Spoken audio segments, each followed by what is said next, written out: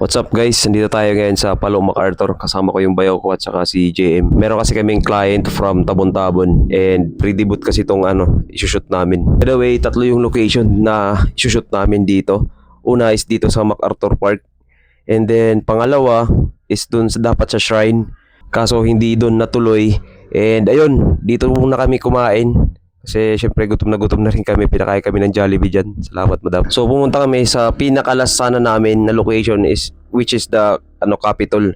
Kaso kinulang ng shoot at saka syempre dalawang location lang. Bumalik kami ulit sa Burawin Leyte and doon kami nag-shoot sa may Brew Bites. Tapos saglit lang kami dito and then after nyan pinakain kami sa dun sa Makenda Ibid. Pinakain kami ng pansit, sliced bread at saka may halo-halo yung kanina eh. Ayun, maraming salamat sa client namin. Ayun, shoutout pala kay GM na madalas na nagbibigay ng client sa akin. Sa mga client na nagtitiwala, maraming salamat po.